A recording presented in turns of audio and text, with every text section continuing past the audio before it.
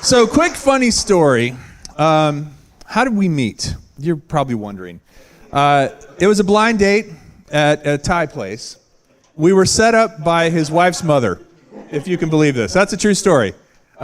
His wife's mother, right, used to do accounting for my company.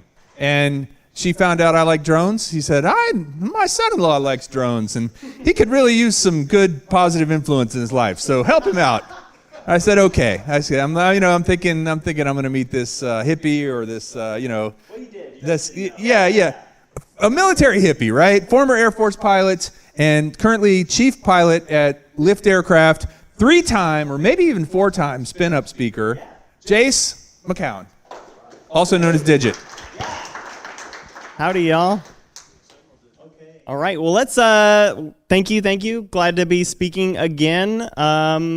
And here we are. We're going to talk about the future of manned drones. You can click through again to get this playing, just to get the audience hyped, right?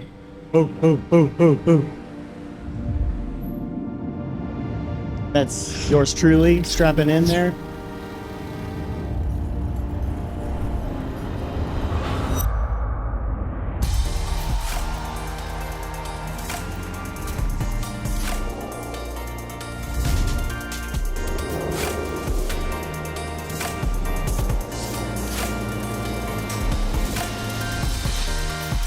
You can only power loop it once.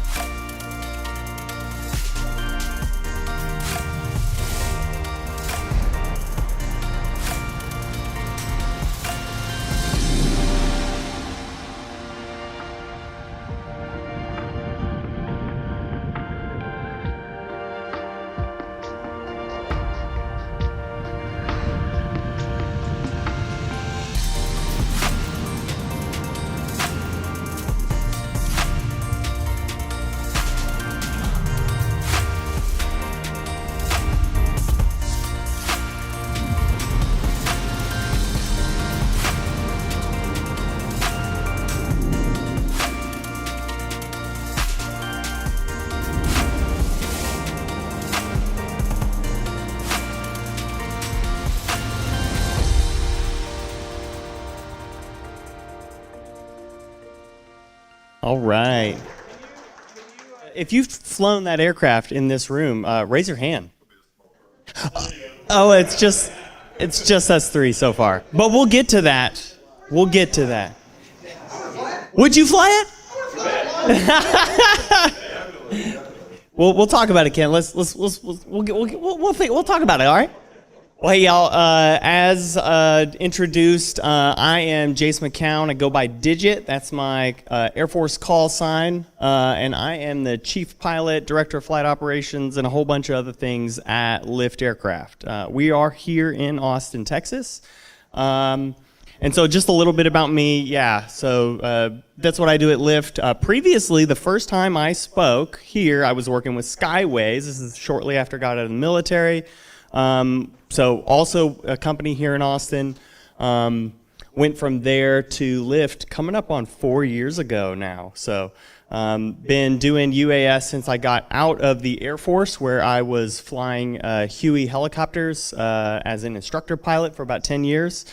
And got into the Air Force through the U.S. Air Force Academy, where I graduated with a degree in computer engineering. So walking all the way back, and then things I've got to my credit as far as credentials in aviation, right? Been licensed commercial drone pilot, of course, like a lot of us, since 2017, but also airplane single engine land helicopter commercial ratings, instrument, and then CFII in rotorcraft as well. So I'm doing the pilot thing. And I'm doing that thing too. So I do fly FPV as well. So I really enjoy it. Bring my work home, get to stay up. It's funny how sometimes the stuff in the hobby side is a step ahead of what we see in industry, because we have to adapt it and formalize it and bring things across. So I love getting to see that stuff come up and come over that way. Cool. Okay, here we go into the educational part to this whole thing. And you guys know I'm preaching to the choir, but that's why you like it. human flight is aspirational, right? We've been trying to do this.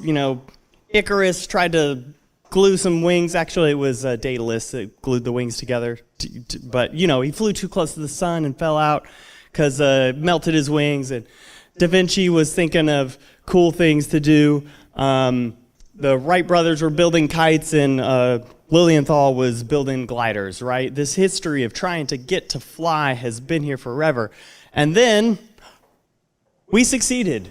We got it done, right? So we've been flying for a bit now. But for a long time, we made these huge advancements. We got new engines, we got things, but it's looked kind of the same. You're a pilot in the cockpit, and you're manipulating controls, and you're flying it yourself, okay? And for many, the cost of that, the training required, puts that out of reach for them as a hobby to be able to do, right?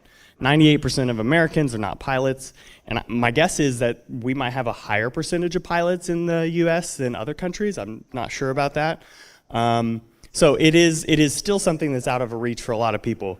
But how many times have you run into folks, pilots, who do fly and talk about that, and you talk to someone and they're like, oh man, I've always wanted to be a pilot, and I started, but it's something, right? So people still want to get out there and do this. So next slide.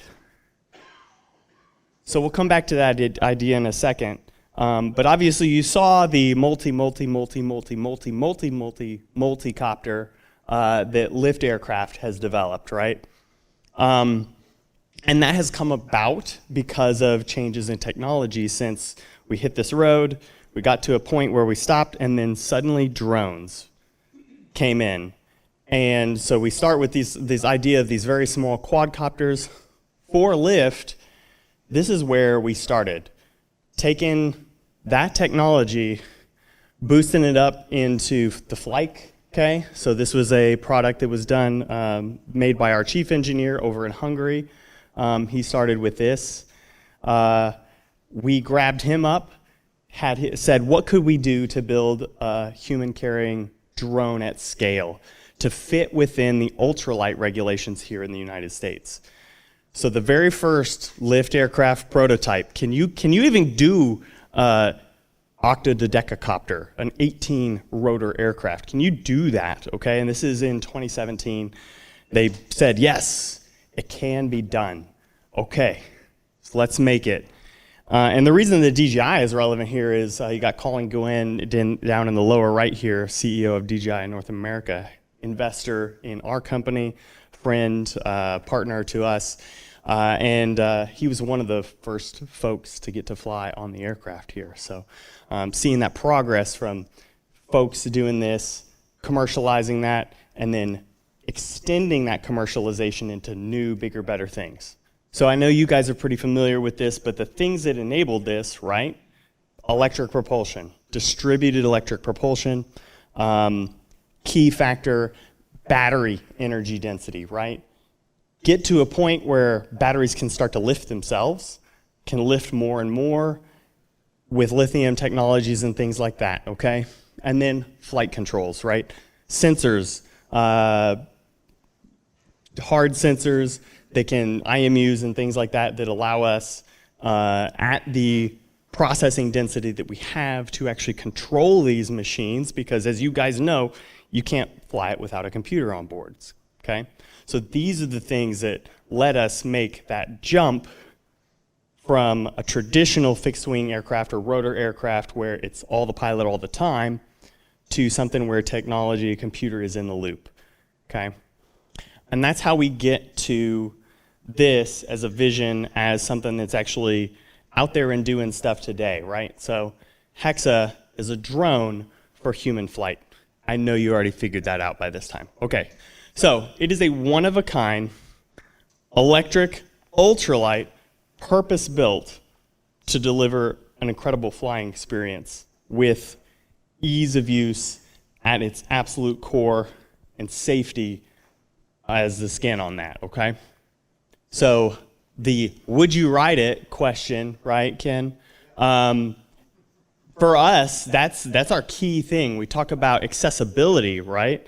how are we going to get people to actually want to do this? And, there's always a certain segment of people that'll be interested in what you're doing and be interested in doing, I don't care what the risk is, that looks so cool, I'm just going to jump on, right? But to have market share on this, you got to make it accessible. You got to have people walk up and say, that looks like an Apple product in a lot of ways, right? It's nice. And so we really did go for making this thing safe. Part of that is incumbent on us as the manufacturer of an ultralight, okay? Ultralights came into the FAA like in the 80s, okay? And the concept, it's so American. I just love it to death. It's like, hey, you want to build it in your garage, as long as it's only you and it has a certain low amount of energy in it, right? So you can do minimum damage to other things, so it's below a certain weight. You can't go over a certain speed. And you only take you along. You can do that. It doesn't need to be certified. You don't have to have any training, no license, none of that stuff. So American. Go do it as long as you only kill yourself, basically, is what it comes down to. So we're flipping the concept of ultralight on its head by trying to make it more than just an individual thing, by building that safety in where the original kind of ultralights and stuff didn't have that at their core. So you've seen different multi-copters where the rotors are low, okay? You kind of have to walk through the rotors to climb in the aircraft. And safe or not, that gives appearance of not being super safe sometimes. So we put our rotors really high up out of reach, okay? You can't even, well, I can't. Kai could touch them, okay. So they're up there. The rotors are high and away from people to start, okay? We built the entire aircraft around a ballistic parachute, okay? This parachute launches with what is essentially a airbag explosive for a car, okay? It fires out little pellets that drag the chute lines out. So it is effective as low as 40 feet above the ground, okay? So low altitude ballistic parachute.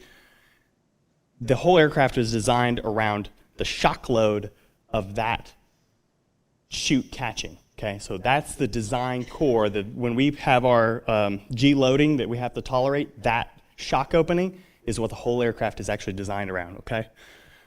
18 individual propellers, okay? With motors, of course, you guys know how this works, but we have one battery for every single motor, and they're wholly independent, okay? And when we're talking about props, this is a 40-inch prop, okay? And it's carbon fiber over foam core. You guys are welcome to come up and touch this later and just see how ridiculously light this is. It's ultra light, okay?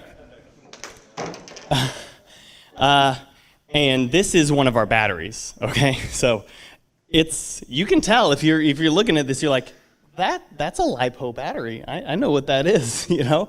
And in fact, manufacturer on this is probably making some of the same batteries that y'all are flying on your quads too. That is a 16S battery, 9,000 milliamp hours. So 9 amp hours, 16S. So there's a lot of juice. Each one of the motors produces about 10 horse, okay? So it takes a lot of power to hover, okay? And that's what we're doing. We're not getting on a wing and flying around. So, but what we get out of this by having the motor and the battery be intimately tied together, you've got one per, is if you have a battery failure. You have a single cell fail in that 16S, that battery's out, right? You just lose one motor and you keep going, essentially, okay? And we actually have videos, go check them out on YouTube, where we intentionally fail a motor in flight. And you essentially, as the pilot on board, can't tell that it's happened. If it's not in front of you, you can't see, because of course the computer senses the slight shift and compensates for it almost immediately, okay? It's pretty incredible. Additionally, instead of just like a single flight controller, we have a triple flight controller, okay? And then there's a fourth computer that stands on top of that is called the arbiter, and it is using a kind of like a minority reporting system. Basically, all of them are doing the math to fly all the time, and the arbiter is scoring each one of their solutions and comparing them against each other.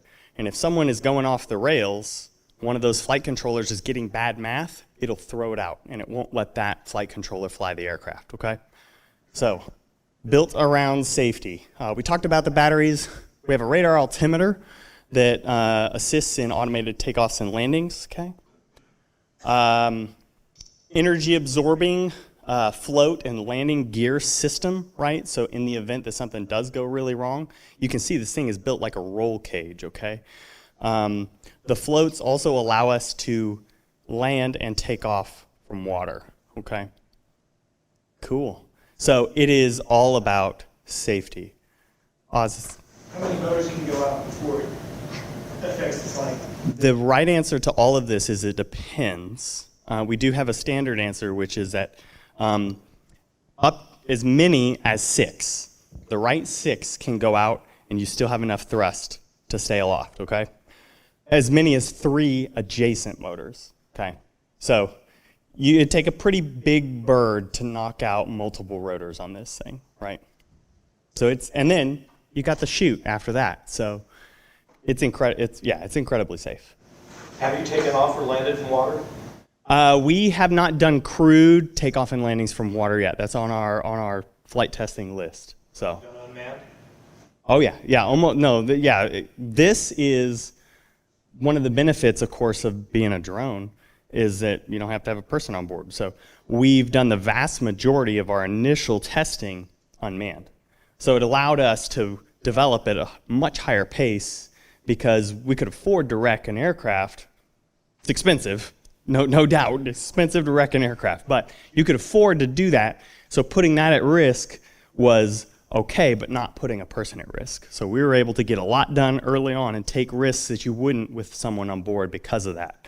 So let's we'll hold questions, and I'm going to keep rocking through this because I got more, and I'm sure I have a timeline. Although this is probably why Kelly put me at the end.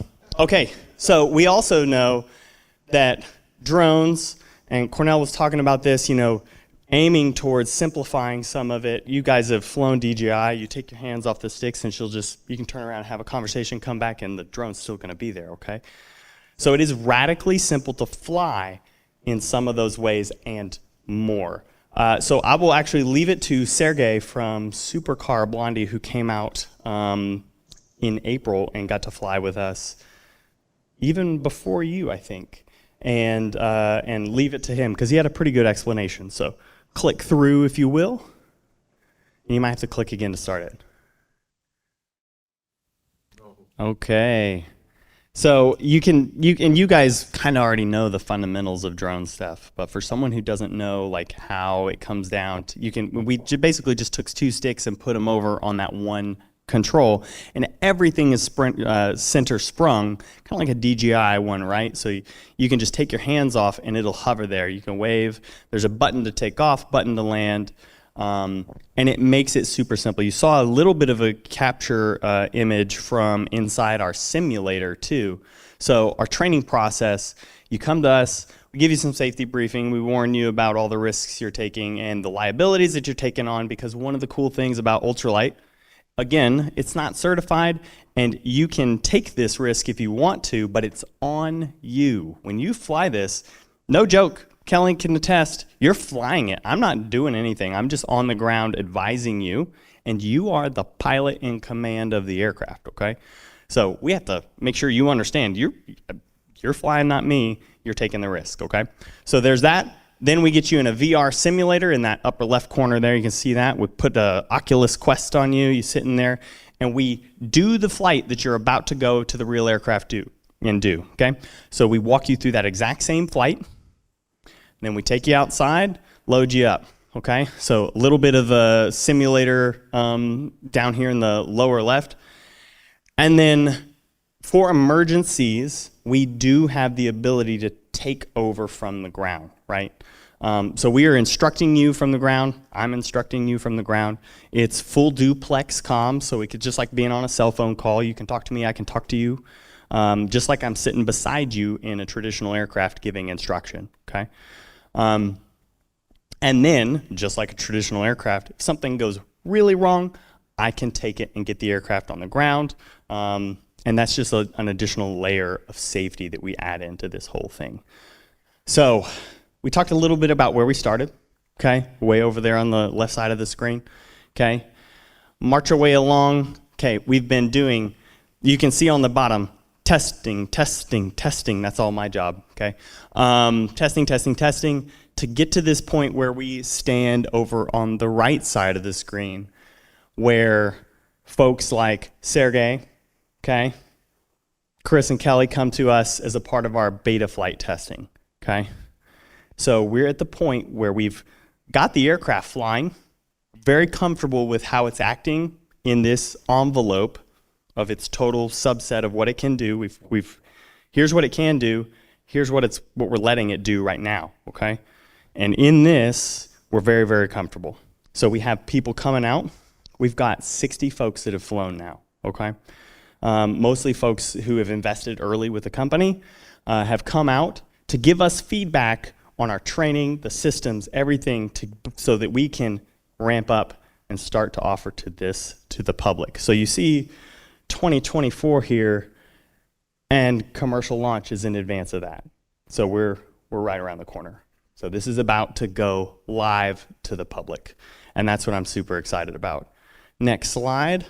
So we mentioned, our beta customer flights have ongoing now. You can I know that guy in the upper right.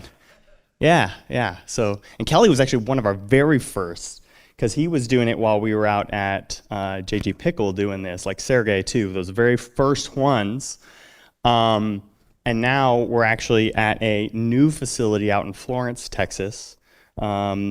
Much better facilities, Kelly, than what you saw out at UT.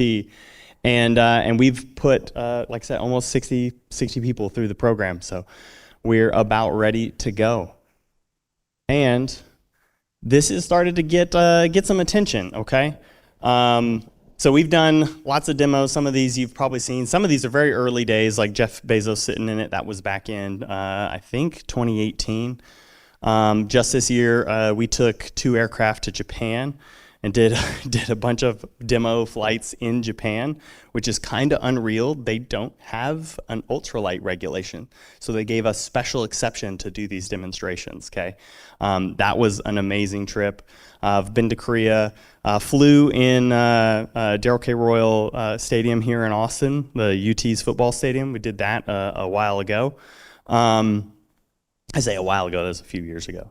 And then flew Anderson Cooper in early 2021. So, and there's a lot more cool things. The biggest one we saw, Supercar Blondie, that was a viral moment for us. I got 123 million views on Facebook. It just, so, to say things have gone on from then. And big names coming to us, like, yeah! Hey, and if Ready, Set, Drone guys can fly it, anyone can do it. That's their tagline.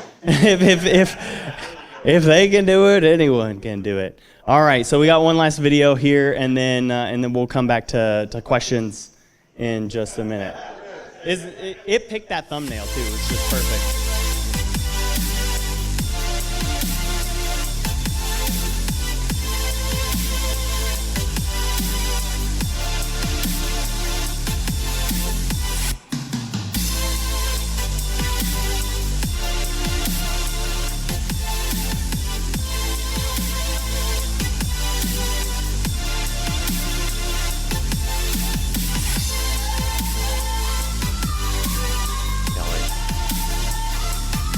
Kelly, I've got 2 mics. So this was kind of B-roll that we did for Talking Over.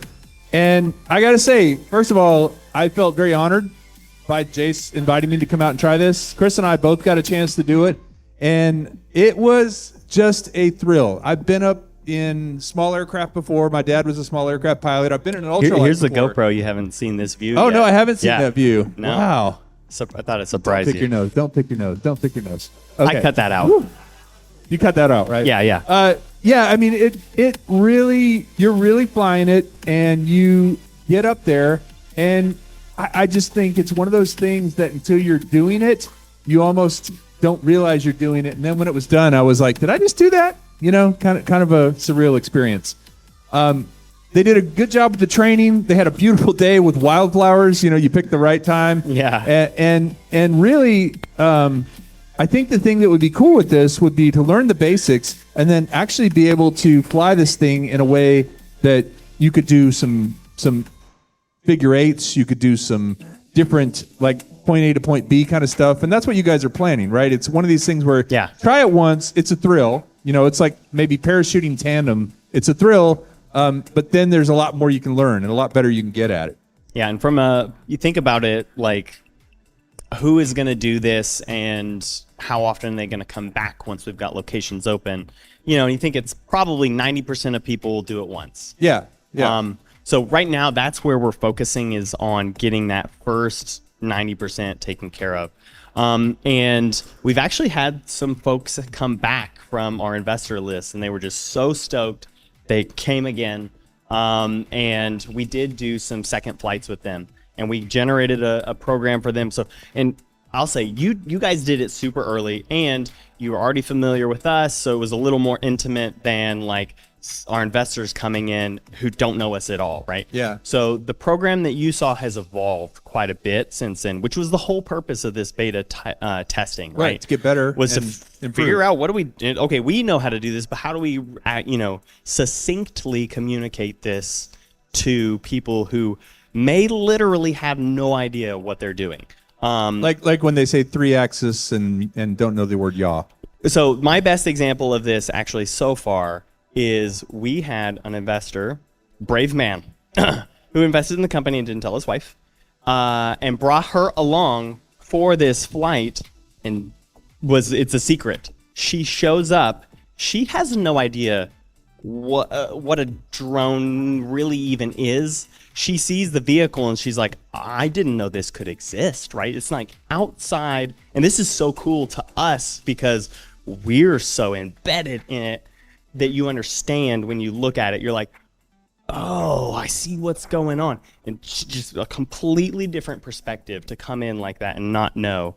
And we took her before noon, right? She shows up at 9. Before noon, she got down from her flight and was just over the moon with it. It was one of the most special ones we've had so far, just because it was amazing. 0 to hero in like no time, and it was amazing. She just accepted the whole thing, everything about it. She was into it, and Which was lucky for the investor.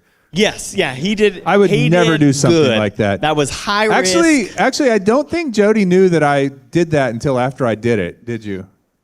No. I came home. I said, I got to show you a video. you want to see this video? And she's like, what? What did you do? I said it was Jace. She said, what? That guy. Yeah. Well, anybody got questions? It's a good time for that? Yeah. All right. So All right. in fact, we got. All right, hold on. I'll start do up my here own so I don't have to go slides. as far. You're going to fly it from point A to point B. Do you know what the top airspeed would be, number one, and what is the load limit? So we know that because this is an ultralight aircraft, ultimately it has a speed limit of 55 knots. Okay, so per ultralight, it can't break that. We have in our unmanned testing flown upwards of 40 knots, and there's just interesting physics when it comes to ultralight aircraft, thrust vectors, the amount of thrust you're producing, and the total lift force you have out of the aircraft. It gets very difficult to go much faster than that. So we have thoughts on how we'll get to faster speeds, but this aircraft is ultimately designed at this stage with this model to tackle the regulations that currently exist in ultralight and being able to serve this hover flight regime very, very well and very, very safely. So yes, we will be getting to A to B kind of stuff when that becomes legal, and Mosaic might do some of that, right? So we're eyeing Mosaic, the sport class revision that's going to happen and allow electrics and things like that. We might be able to fit into that one day. But right now, servicing this recreational use case with this model is really our target. So the payload. So we are designed to target a 250-pound payload in the seat. Right now, we're within that. Here's what it can do. Here's what we are comfortable with right now is 235 in the seat. Yeah. No more flying for me. All right. So. No full-grown people, says Kai. Yeah.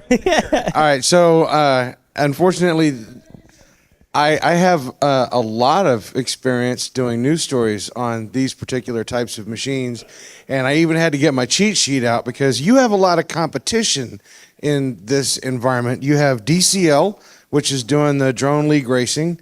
You have companies like Workhorse Surefly that's doing the heavy lift drone, but it's a hybrid where it has electric and gas to be able to fly longer and do heavy lift stuff. You have the beloved eHang, which is going to be, they're already putting that thing out as taxi services in some countries. And then the one thing that interested me the most, beside the Kitty Hawk, was the fact that there's the Volocopter, which has been around for a long time. The Germans built it, very similar to your design here.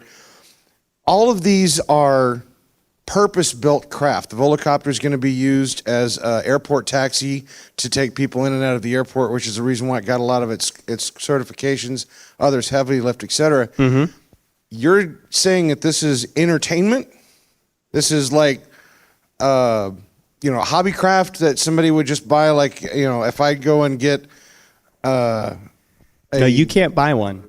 Well, no, what I'm saying is, where's your target audience for this? In other words, if eHang's going after the taxi service and somebody else is going after, heavy lift, where is your target audience? Because, you're also competing with the hoverboard, and that's an awful lot less expensive in price. Because what's your price range for this? So again, yeah, you cannot buy one of these aircraft. We are not selling them to individuals. So that's one thing that's different in that case. We are offering a service. We're definitely like a full stack. Hey, we design, test, build the aircraft, and then operate the service all in the same company, right? And we're not trying to compete in air taxi right now. One, the regulations for that are still in process.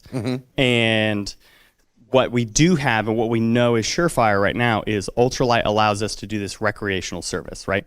So you come to us just like Kelly did, you get your training, you pay a one-time ticket fee. You don't have to buy it, right? Don't buy the cow for the milk kind of thing. And then you get to do your afternoon of fun. It's your son's 18th birthday. It is somebody's wedding party. Whatever it is, that event that you're going to do that people love to spend money on, you come to us and we'll help you spend it. So this have a killer time doing it. This is not Joe User coming to you and giving you $400,000 and parking that thing in his garage and being able to roll it out and fly down the street. That's not the goal right now. Okay. That is something that may be able to happen right now. But our development and the systems that we've built around this have all been about the training, the VR systems for that, the ground station that allows us to have that unmanned takeover in emergencies, and everything is built around that. And that is our niche. No one's quite doing anything like that yet. Good question. Cornell, what's up, man? Hey, man. So first thing, when can I fly one? Well, what's really rad, right, is that we're hoping by the end of the year you can start booking tickets as the general public. Yeah. So unfortunately, I couldn't bring it along. It's actually a little bit of a pack-up job. So yeah. So, but we are here in Austin. So if you could make it here today, and soon enough, you'll be able to visit us on site. Yeah. But Very soon. yeah. So real question, during R&D, have you guys messed around with mixing roll and yaw at all to make it more easier to fly for consumers?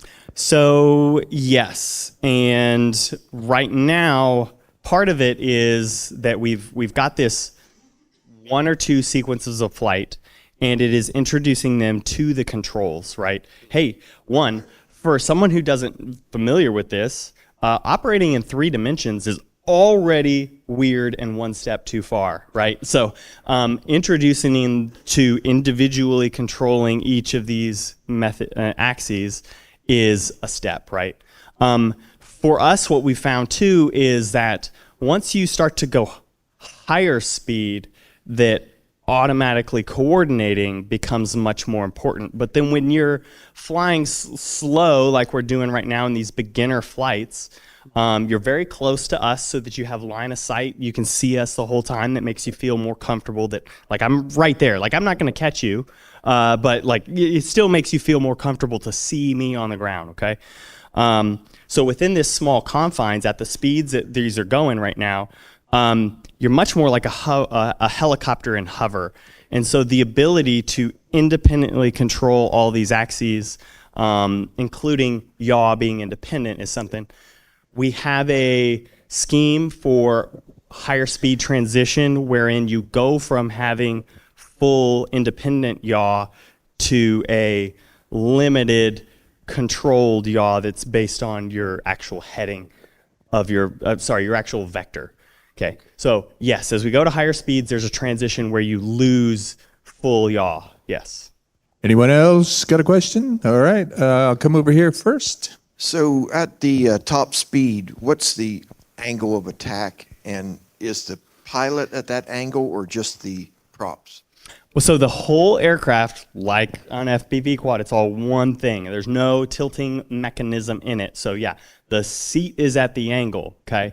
And I can actually answer that, because that was one of the weirder things for me was going forward. Like when I pushed it all the way forward, the seatbelt was holding me, the harness was holding me into the seat. And that was kind of a weird sensation, right? Like, okay, I'm actually, if this harness weren't here, I'd be in the, well, there's a canopy in front of you. So, but still, so it does, you're going with it. It's all pretty gradual, but the forward, like at the one point where I flew full thrust forward, I was definitely like leaning forward as if, imagine sitting on top of a drone and, Yep. Yeah. Somebody? Yes, Okay. Very much like that, yes. All right, hold on. I'm going to let Dennis and then I'll Doc. So this sounds like a one takeoff, one event, kind of an experience that you're looking for. Is that correct? Yeah, and the goal for us is to make this accessible, right? So you don't have to buy it. You don't have to come up with $500,000 to do this. This is now within reach as, someone who can put up a few $100 and then come in and have this kind of one-time experience. The future for us in the recreation space is to develop that into like a sequence of flights that you do. So you start off with this beginner flight. It's limiting. It's limited. The speeds are limited. The space that you're in is limited. But on the next flight, hey, you've got 1 star, right? So you've got your basic wings or whatever it is we want to do to like grade people for this. Okay, when you come back, ding, you unlock the next level, right? And now you get to go faster, you get to go higher, you get to go further, right? So gamifying that and making it unlock so that you can come back and do more introduces you to the concepts slower, right? Because let's be honest, this is an aircraft and you are flying it and there is a lot at risk. And so just giving you whole hog unlimited right out the gate at this level is risk that the company has to take on. So we're limiting that exposure by playing that out a little as well. All right, my question is more around the control system. Now, I've run a lot of different equipment. I am a full-size pilot. I fly all the quads. Kai would disagree, but When I Full say size. full size, I'm talking about the aircraft. A king size. No.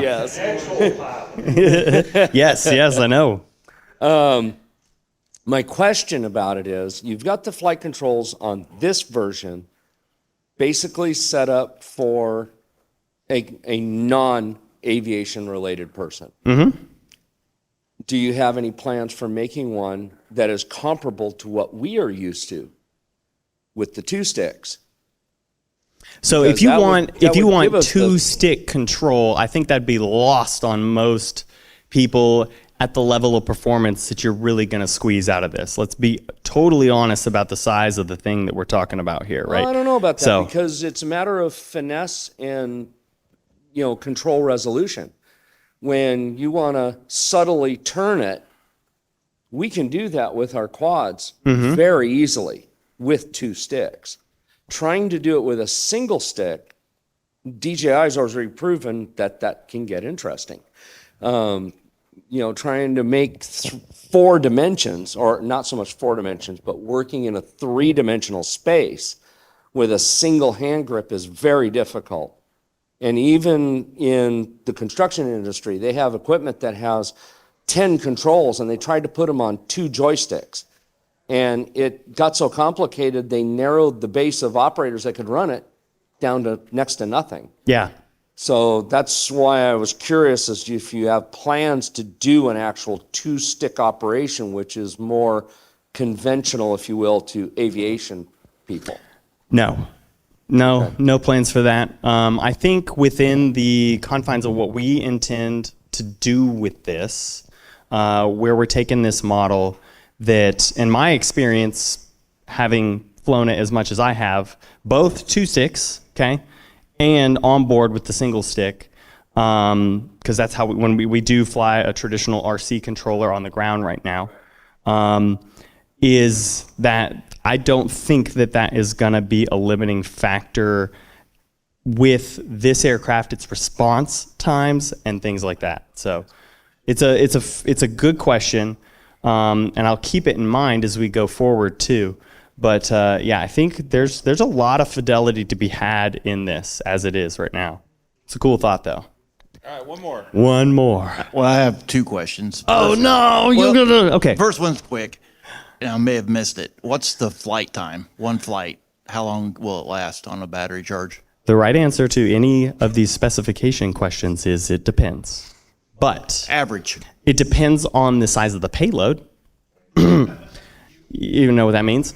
And then a lot of other conditions as well. You notice there's a lot more however, of Chris than of me. yeah, I wasn't gonna say anything, but no, we're right now with customers and our reserve time and things like that. We're looking at about 8 minutes of flight time on board during this experience right now. Second question, who was a better pilot, Chris or Kelly?